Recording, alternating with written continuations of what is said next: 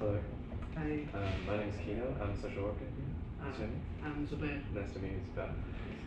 So like I said, I'm a social worker here at the housing assessment team in the community service center. So my job is to assess people's situation and to see if they're fitting to the housing program, and if they need, we can provide links to food program and clothing or anything relevant. Does this sound like the right service? Oh yeah, certainly. I've been homeless for a month, so yeah, I came in on my own accord here. Um, so before we start, I would like to introduce the confidentiality too. So things that you share with me will stay just between you and me.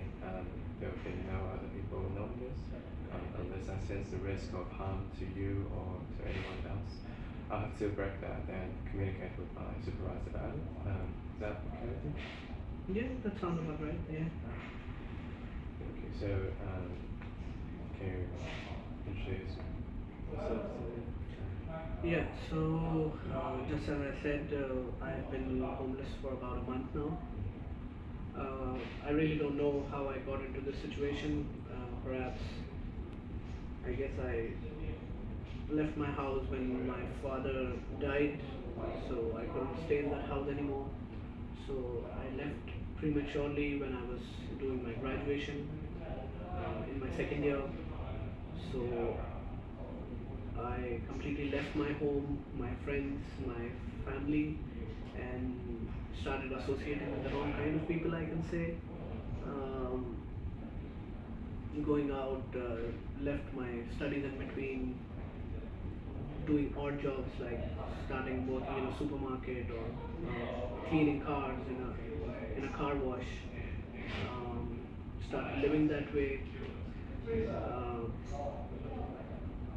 Eventually, I stopped taking anything seriously. I just wanted to have a good time. It's probably because I guess I wanted to get away from that pain of losing my father, and eventually I left everything behind. Uh, So I can sense that you have a deep grief about the loss of your father, and that truly disrupted your social connections and your lifestyles and everything. oh yes, I loved my father. I was very close to him. He would take me to soccer matches. He was my biggest fan. I used to play as well.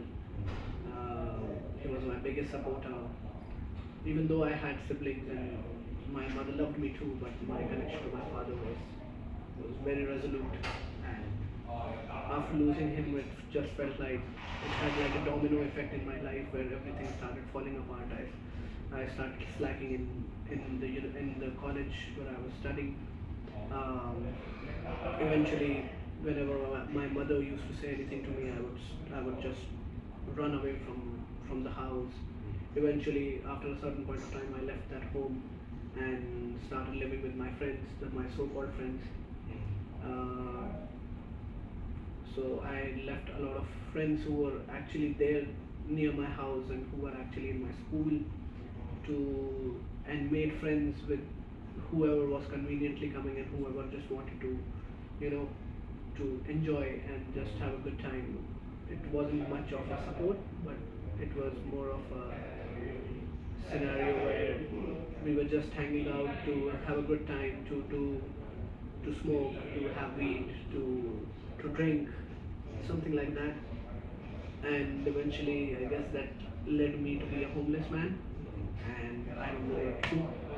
I hear that you're trying to escape from the fact that you lost your father, and I'm really sorry for your loss. Um, it is a common thing for people to do when they lost an important family member and mentor to you, your father. So it's really normal for people to do things like that to try to escape. Not be homeless, I guess. Well, some of them eventually will go this way, but we can provide you with the help you need. can talk about getting you into the housing program later, but now I want to talk about the support that you need, support that you had. Sorry. Um, how's your connection with your family or your both school friends and childhood friends now? So, I haven't been in touch with my family for about 3 years now. I haven't seen my mother. I don't know where my sister lives. Uh, she had 2 children in the space where I was not there. My brother got married. I wasn't even there for his wedding. So I've left pretty important events in their life, and I don't know if they really want to talk to me or to do anything with me, you know, because I just wasn't there for them. I was just running away from my own feelings not not coping with the fact that I lost my father. And I had people, Yeah. I had my family, they loved me, but I just couldn't take, I just couldn't give that authority to anybody else.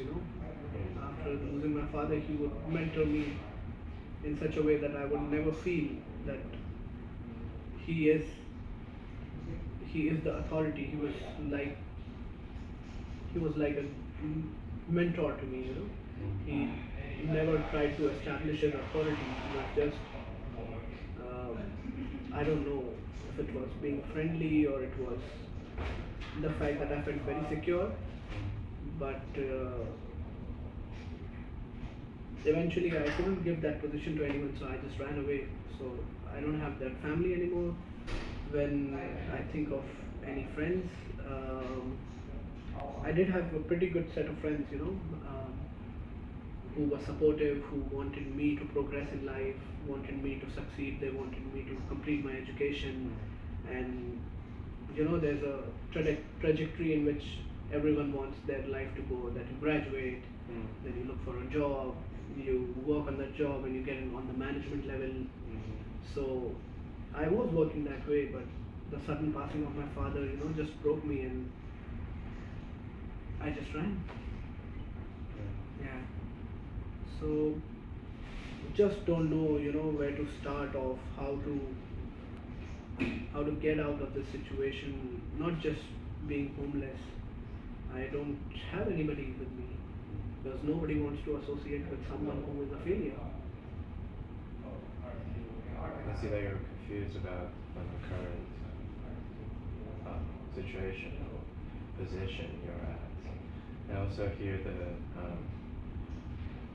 self-guilt that you were absent for your family, for their responsibilities.